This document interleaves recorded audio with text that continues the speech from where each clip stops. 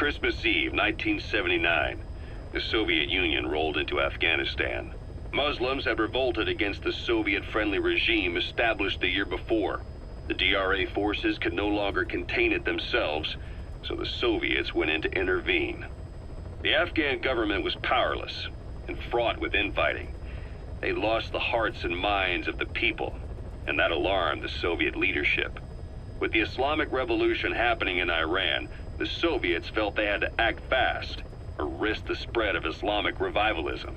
A superpower, sending a motorized rifle division against men on horseback with antique rifles.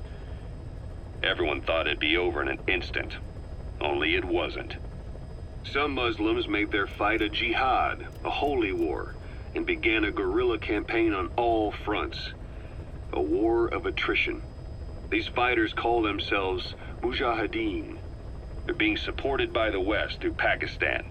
That's why Miller was involved.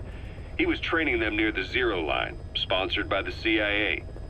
The war has become a nightmare for the Soviet troops stationed here. They thought they'd be headed home in 6 months at the most. Then a year passed. 2 years.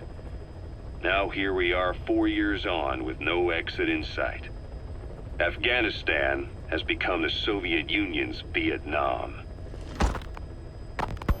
The Soviet troops on the ground want to go home, but at least they have homes to go back to.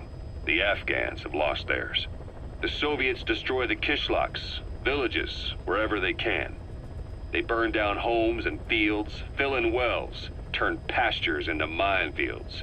It's created a mass of refugees who fled to Pakistan. If the Mujahideen are fish swimming around the villages, the Soviets will go so far as to dry out their ocean. But this has had a big price. There's bitter resentment among the Afghans, and they're taking out their anger on the soldiers on the front lines. Among the Mujahideen are the Pashtun people. They're fiercely devoted to their code of Badal, or revenge. Soviets they've captured have had their hands, feet, and noses cut off before being left to die at the side of the road, just to show their comrades what they're capable of. Friendlies who come across them can do nothing but put them out of their misery.